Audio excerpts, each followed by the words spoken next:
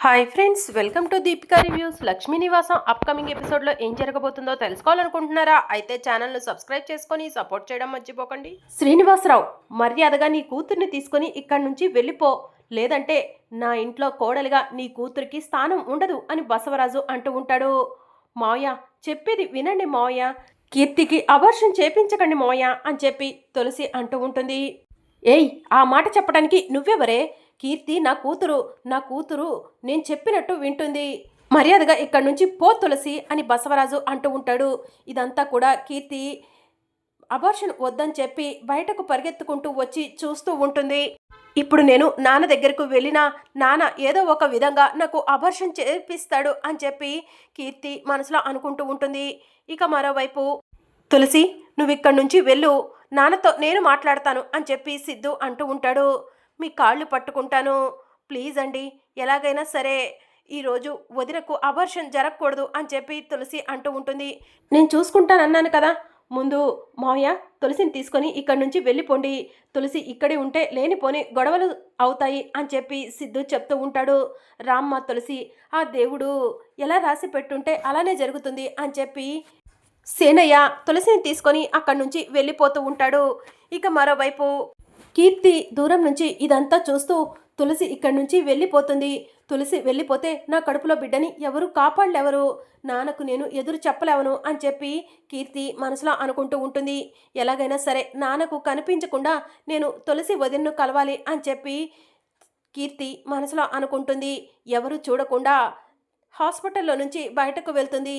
ఇక మరోవైపు తులసిని తీసుకొని సీనయ్య అక్కడి నుంచి వెళ్ళిపోబోతూ ఉండగా తులసి బాధపడుతూ హాస్పిటల్ వైపు చూస్తూ ఉంటుంది. అమ్మ తులసి, నువ్వు చేయాల్సిందంతా చేశావు, కానీ ఆ భగవంతుడు వాళ్ళిద్దరి రాతను ఎలా రాసి పెట్టాడో తెలియదు కదమ్మా, రామ్మ వెళ్దాము అని చెప్పి సేనయ్య అంటూ ఉంటే, నాన్న, అన్నయ్య బిడ్డ, నాన్న, అన్నయ్య బిడ్డ ఇప్పుడే ఊపిరి పోసుకుంటుంది, అలాంటి బిడ్డ భూమి మీదకి రాకముందే అబార్షన్ చేపిస్తే ఎలా నాన్న అని చెప్పి తులసి ఏడుస్తూ ఉంటుంది. ఇప్పుడు ఇక మన చేతుల్లో ఏం లేదమ్మా, అంతా కీర్తి చేతుల్లోనే ఉంది అని చెప్పి సేనయ్య తులసిని తీసుకొని అక్కడి నుంచి వెళ్ళిపోబోతూ ఉండగా అప్పుడే తులసి అని చెప్పి వెనక నుంచి ఒక పిలుపు వినిపిస్తుంది. తులసి వెనక్కి తిరిగి చూసేసరికి ఎదురుగా కీర్తి ఉంటుంది. వదినా అని చెప్పి తులసి పరిగెత్తుకుంటూ కీర్తి దగ్గరకు వెళ్తుంది. తులసి, నా బిడ్డను నువ్వే కాపాడాలి తులసి, నాకు నా బిడ్డ కావాలి తులసి, నాకు అబార్షన్ వద్దు తులసి అని చెప్పి కీర్తి ఏడుస్తూ ఉంటుంది. మీరు చెప్పేది నిజమా వదినా అని తులసి అడుగుతూ ఉంటుంది. అవును తులసి, అమ్మ ప్రేమ ఏంటో ఇప్పుడే తెలిసింది, అందుకే తులసి నా బిడ్డ నాకు కావాలి, నాన్నతో నువ్వే మాట్లాడాలి, ప్లీజ్ తులసి, నువ్వేం చేస్తావో నాకు తెలీదు అని చెప్పి కీర్తి ఏడుస్తూ ఉంటుంది. ఏడవకు వదిన, ఈ సమయంలో నువ్వు ఏడవకూడదు అని చెప్పి తులసి కీర్తికి ధైర్యం చెప్తూ ఉంటుంది. ఇక అప్పుడే డాక్టర్ థియేటర్ల నుంచి బయటకు వస్తుంది. బసవరాజు డాక్టర్ని చూసి, డాక్టర్ అబార్షన్ అయిపోయిందా అని చెప్పి అడుగుతూ ఉంటారు. అదేంటి, మీ అమ్మాయి అబార్షన్ వద్దని బయటికి పరిగెత్తుకుంటూ వచ్చేసింది కదా అని చెప్పి డాక్టర్ చెప్తూ ఉంటుంది. మా అమ్మాయి బయటికి రాలేదు డాక్టర్, మేమంతా ఇక్కడే ఉన్నాము, ఒకసారి లోపలే ఉందేమో చూడండి అని చెప్పి బసవరాజు అంటూ ఉంటాడు. ఒక్క నిమిషం అని చెప్పి డాక్టర్ లోపలికి వెళ్ళి థియేటర్ అంతా కూడా కీర్తి కోసం వెతుకుతూ ఉంటుంది. కీర్తి ఎక్కడా కనిపించకపోవడంతో డాక్టర్ పరిగెత్తుకుంటూ బయటికి వచ్చి మీ అమ్మాయి ఎక్కడా లోపల లేదు అని చెప్పి చెప్తూ ఉంటుంది. కీర్తి ఏమైపోయి ఉంటుంది, తులసి గనక కీర్తిని మాయం చేసి ఉంటుందా మోయ అని చెప్పి కనిష్క అంటూ ఉంటుంది. కనిష్క, ఇంకొకసారి తులసి పైన అనవసరమైన నిందలు వేస్తే ఊరుకోను అని చెప్పి సిద్ధు అంటాడు. కనిష్క అన్న దాంట్లో తప్పేముందిరా, తులసియే అంతా చేస్తుంది కదా అని చెప్పి బసవరాజు అంటాడు. తులసి చాటుగా ఏది చెయ్యదు నాన్న, చెయ్యాలనుకుంది ఏదైనా సరే స్ట్రైట్గా చేస్తుంది అని చెప్పి సిద్ధు అంటాడు. ఇక నీ పెళ్ళని వెనకేసుకొచ్చింది చాలే, కానీ కీర్తి ఏమైపోయిందో వెతుకుదాం పదండి అని చెప్పి మా అమ్మ అంటూ ఉంటుంది. ఒరే సిద్ధు, కొంతమంది హాస్పిటల్ లోపల వెతకండి, కొంతమంది బయట వెతకండి అని బసవరాజు అంటూ ఉంటాడు. ఇక అందరూ కలిసి కీర్తిని వెతుకుతూ ఉంటారు. ఇక అదే సమయంలో కీర్తి, తులసి నీ కాళ్ళు పట్టుకుంటాను, నా కడుపులో బిడ్డ నాకు కావాలి తులసి అని చెప్పి తులసి కాళ్ళు పట్టుకోబోతూ ఉంటుంది. వదిన, ఏం చేస్తున్నారు మీరు, మీ బిడ్డను బ్రతికించడం కోసం నేను ఇంతలా కష్టపడ్డాను, అలాంటిది మీరు నా కాళ్ళు పట్టుకోవడం ఏంటి అని చెప్పి తులసి అంటూ ఉంటుంది. ప్లీజ్ తులసి, నాన్న నాకు అబార్షన్ చేపిస్తా అంటున్నాడు, నాకు అబార్షన్ ఇష్టం లేదు తులసి, ప్లీజ్ నా బిడ్డ నాకు కావాలి తులసి అని కీర్తి ఏడుస్తూ ఉంటుంది. వదిన, మీరేం బాధపడకండి, మీ బిడ్డను మీ నుంచి ఎవరు దూరం చేయలేవరు వదినా అని చెప్పి తులసి కీర్తికి ధైర్యం చెప్తూ ఉంటుంది. అప్పుడే బసవరాజు కీర్తిని చూసి, అమ్మా కీర్తి, నువ్వేంటమ్మా ఇక్కడున్నావు అని చెప్పి అడుగుతూ ఉంటాడు. నాన్న, నేను అబార్షన్ చేయించుకోను నాన్న, నాకు నా బిడ్డ కావాలి నాన్న అని చెప్పి కీర్తి అంటూ ఉంటుంది. కీర్తి, ఏం మాట్లాడుతున్నావు? ఈ తులసి నీకు లేనిపోనివన్నీ చెప్పి ఇలా మాట్లాడిస్తుందా అని చెప్పి బసవరాజు అంటూ ఉంటాడు. తులసి నాకేం చెప్పలేదు నాన్న, నేనే తులసిని నా బిడ్డను కాపాడమని బ్రతిమలాడాను అని చెప్పి కీర్తి చెప్తూ ఉంటుంది. అమ్మా కీర్తి, నువ్వు అబార్షన్ చేయించుకుంటే నీకు మంచి భవిష్యత్తు ఉంటుందమ్మా, నీ భవిష్యత్తును నువ్వు కాలదన్నుకోకమ్మా అని చెప్పి బసవరాజు అంటూ ఉంటాడు. ప్లీజ్ నాన్న, నన్ను ఇబ్బంది పెట్టకండి, నేను హరీష్ దగ్గరకు వెళ్ళిపోతాను, హరీష్ బిడ్డ నాకు కావాలి నాన్న అని చెప్పి కీర్తి ఏడుస్తూ ఉంటుంది. ఇక అప్పుడు బసవరాజు, కీర్తి, నువ్విప్పుడు అబార్షన్ చేయించుకోకపోతే నేను మీ అమ్మ నిన్ను కన్న పాపానికి విషం తాగి చచ్చిపోతాం అని చెప్పి అంటూ ఉంటాడు. ఏంటి నాన్న, బ్లాక్మెయిల్ చేస్తున్నారా అని కీర్తి అడుగుతూ ఉంటుంది. బ్లాక్మెయిల్ చెయ్యట్లేదు కీర్తి, జరగబోయేదే చెప్తున్నాను అని బసవరాజు అంటూ ఉంటాడు. నా కడుపులో బిడ్డను చంపేస్తే ముందు నేనే విషం తాగి చచ్చిపోతాను నాన్న అని చెప్పి కీర్తి ఏడుస్తూ ఉంటుంది. వదిన, మీరు ఈ సమయంలో ఇలాంటి మాటలు మాట్లాడకూడదు అని చెప్పి తులసి ధైర్యం చెప్తూ ఉంటుంది. మర్యాదగా నాతో రా కీర్తి అని బసవరాజు కీర్తిని లాక్కొని హాస్పిటల్లోకి వెళ్తూ ఉంటాడు.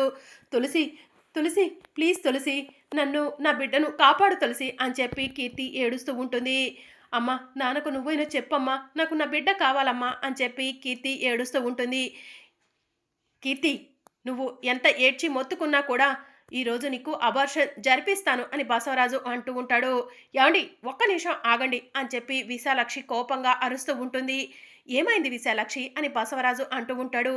ఏంటండి, ఆడదంటే మీకు అంత చులకనైపోయిందా? ఆడది ఒక అమ్మవారి ప్రతిరూపమండి, ఆడదాని గర్భం ఒక దేవస్థానంతో సమానమండి, అలాంటి దేవస్థానాన్ని మీరు కూలగొడతా అంటున్నారు అని చెప్పి విశాలాక్షి అంటూ ఉంటుంది. విశాలాక్షి, పెద్ద పెద్ద మాటలు మాట్లాడుతున్నావు, తగ్గించు అని బామ్మ అంటూ ఉంటుంది. ఇక అప్పుడే తులసి వచ్చి, మావయ్య, మీరు కీర్తి వదినకు అబార్షన్ చేపిస్తే చూస్తూ ఊరుకోను అని చెప్పి అంటూ ఉంటుంది. ఊరుకోక ఏం చేస్తావు తులసి అని బసవరాజు అంటూ ఉంటాడు. అత్తయ్య చెప్పిన మాటలు మర్చిపోయారా? ఆడదంటే ఒక అమ్మవారి స్వరూపం, అలాంటి ఆడదాని గర్భం నుంచి బిడ్డను తొలగించాలని, అది కూడా ఆ ఆడదానికి ఇష్టం లేకుండా అని చెప్పి తులసి అంటూ ఉంటుంది. ఎవరు ఎన్ని చెప్పినా ఇప్పుడు కీర్తి అబార్షన్ ఆగదు అని చెప్పి బసవరాజు అంటూ ఉంటాడు. డాక్టర్, ఇదిగోండి కీర్తి, వెంటనే లోపలికి తీసుకెళ్లి అబార్షన్ చేయండి, కీర్తి ఒప్పుకోకపోతే అవసరమైతే కీర్తికి మత్తు మంది ఇవ్వండి అని బసవరాజు అంటూ ఉంటాడు. ఇక డాక్టర్ కీర్తిని లాక్కొని వెళ్తూ ఉండగా కీర్తి వదినా వదినా అని చెప్పి ఏడుస్తూ ఉంటుంది. ఏయ్ డాక్టర్, ఎక్కడికి తీసుకెళ్తున్నావు కీర్తిని అని చెప్పి తులసి గంభీరంగా అడుగుతూ ఉంటుంది. ఇక అందరూ కూడా తులసి వైపు షాకింగ్గా చూస్తూ ఉంటారు. అప్పుడు అక్కడ ఉన్న వాళ్ళందరికీ కూడా తులసి ఒక అమ్మవారి శక్తిలా కనిపిస్తూ ఉంటుంది. ఇక తులసి అమ్మవారి శక్తిలా, పవిత్రమైన డాక్టర్ వృత్తిలో ఉన్న నువ్వు ఒక అమాయకురాలైన ఆడపిల్లకు గర్భం తొలగించాలని చూస్తున్నావు, నువ్వు నిజంగా డాక్టర్వేనా? డాక్టర్ అంటే దేవుడితో సమానమంటారు, అలాంటిది నువ్వు ఒక ఆడపిల్లకు ఇష్టం లేకుండా అబార్షన్ చేయాలనుకుంటున్నావు, నిన్ను వదిలిపెట్టను అని చెప్పి తులసి అమ్మవారిలాగా మారిపోయి త్రిశూలం తీసుకొని బసవరాజు అలాగే డాక్టర్ మీదకు వస్తూ ఉంటుంది. ఏయ్ తులసి, పిచ్చి పట్టిందా ఏంటి నీకు అని బసవరాజు అంటూ ఉంటాడు. నేను తులసిని కాదు, కీర్తిని కాపాడటానికి వచ్చిన సాక్షాత్తు ఆ అమ్మవారిని అని చెప్పి తులసి అంటూ ఉంటుంది. ఇక దాంతో బసవరాజు షాకింగ్గా చూస్తూ ఉంటాడు. ఏయ్ బసవరాజు, ఎంత నీ కూతురైతే తనకు ఇష్టం లేకుండా అబార్షన్ చేపిస్తావా? నిన్ను వదిలిపెట్టను బసవరాజు, వదిలిపెట్టను అని చెప్పి తులసి త్రిశూలం తీసుకొని బసవరాజు మీదకి వస్తూ ఉంటుంది. ఇక బసవరాజు భయంతో, అమ్మా, నేను చేసింది తప్పేనమ్మా, నన్ను వదిలిపెట్టమ్మా అని చెప్పి ఏడుస్తూ ఉంటాడు. ఏయ్ డాక్టర్, ఏంటి నీకు స్పెషల్గా చెప్పాలా? ఆ అమ్మాయిని వదిలిపెట్టు అని చెప్పి తులసి అమ్మవారి గెటప్లో డాక్టర్ని అంటూ ఉంటుంది.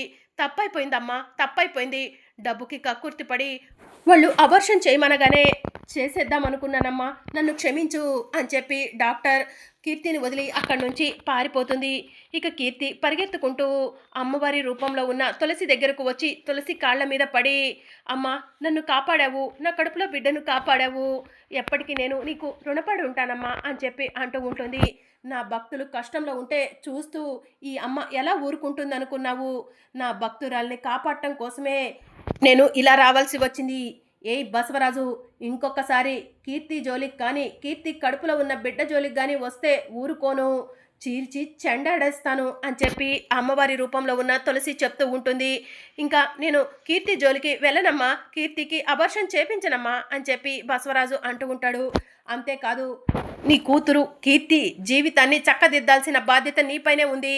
కీర్తి హరీష్లను కలుపు, వాళ్ళిద్దరూ సంతోషంగా ఉండేలా చూడు అని చెప్పి అమ్మవారి రూపంలో ఉన్న తులసి చెప్తూ ఉంటే, అమ్మా అదేంటమ్మా, నా కూతురికి మరో పెళ్లి చేయాలనుకుంటున్నానమ్మా అని బసవరాజు అంటూ ఉంటాడు. పిచ్చి పట్టిందా నీకు? మరో పెళ్లి ఎలా చేస్తావు? గర్భవతి అయిన కూతుర్ని మరో అతనికిచ్చి ఎలా పెళ్లి చేయాలనుకుంటున్నావు అని చెప్పి అమ్మవారి రూపంలో ఉన్న తులసి అంటూ ఉంటుంది. ఇక బసవరాజు ఏం మాట్లాడకుండా తలదించుకుంటాడు. ఆయన తెలియక తప్పుగా మాట్లాడుతున్నారు, నా కూతురు కీర్తిని హరీష్ దగ్గరికి పంపించేస్తానమ్మా, తన కాపురం చక్కబెడతాను, వాళ్ళు సంతోషంగా ఉండేలా చూస్తానమ్మా అని విశాలాక్షి అంటూ ఉంటుంది. ఆగ్రహం తగ్గించమ్మా, మాపై ఈ ఆగ్రహం చూపించొద్దమ్మా అని చెప్పి విశాలాక్షి అంటూ ఉంటుంది. అమ్మ కీర్తి రామ్మ, ఇంటికి వెళ్ళి రెస్ట్ తీసుకుందాం అని చెప్పి విశాలాక్షి కీర్తిని తీసుకుని అక్కడి నుంచి వెళ్ళిపోతూ ఉంటుంది. ఇక బసవరాజు మాత్రం నిజంగా అమ్మవారా లేకపోతే తులసినా అని చెప్పి ఆలోచిస్తూ ఉంటాడు. ఇక మరోవైపు జాను ఇంటికి వస్తుంది. జాను ఇంటికి వచ్చేసరికి విశ్వ ఇంట్లో కనిపించడు. విశ్వ ఎక్కడికి వెళ్ళాడు? విశ్వ నిజంగానే నా దగ్గర నిజాలు దాచిపెట్టాడా? విశ్వాన్ని నిలదీయాలి అని జాను మనసులో అనుకుంటూ ఉంటుంది. ఇక మరోవైపు జయనందన్, జాను బయటికి వెళ్ళింది. ఇంటికి వచ్చేసరికి నా పర్ఫ్యూము అలాగే జాను శారీ అన్నీ కూడా బెడ్ మీద పెట్టి ఉంచాలి. అప్పుడు జానుకి విశ్వగడి మీద అనుమానం వస్తుంది. విశ్వగడి చంపపై లాగి పెట్టి ఒక్కటిస్తుంది. ఒరే విశ్వ, ఇక నీకు రోజులు దగ్గర పడ్డాయిరా అని జయనందన్ మనసులో అనుకొని జాను కబోర్డ్ దగ్గరికి వెళ్ళి శారీ తీసుకొని రూమ్ అంతా కూడా జయనందన్ పర్ఫ్యూమ్ని స్ప్రే చేస్తూ ఉంటాడు. ఇక అప్పుడే జాను రావటం జయనందన్ గమనించి చాటుగా వెళ్ళి దాక్కుంటాడు. ఇక జాను రూమ్లోకి వచ్చేసరికి జయనందన్ పర్ఫ్యూమ్ స్మెల్ వస్తూ ఉంటుంది. జై సార్ ఇంటికి వచ్చేసారా ఏంటి? సార్ పర్ఫ్యూమ్ స్మెల్ వస్తుంది అని జాను మనసులో అనుకొని అటు ఇటు చూస్తూ ఉంటుంది. బెడ్ మీద చీర కనిపిస్తూ ఉంటుంది. ఈ చీర అంటే జై సార్కి చాలా ఇష్టం. ఈ చీరని బెడ్ మీద పెట్టారంటే ఖచ్చితంగా జై సార్ వచ్చే ఉంటారు అని జాను ఇల్లంతా కూడా జై కోసం వెతుకుతూ జైతో గడిపిన మధుర జ్ఞాపకాలను గుర్తు చేసుకుంటూ ఉంటుంది. మరి అప్కమింగ్ ఎపిసోడ్లో ఏం జరగనుందో తెలుసుకోవాలనుకుంటున్నారా? అయితే ఛానల్ను సబ్స్క్రైబ్ చేసుకొని సపోర్ట్ చేయడం మర్చిపోకండి. Thank you for watching.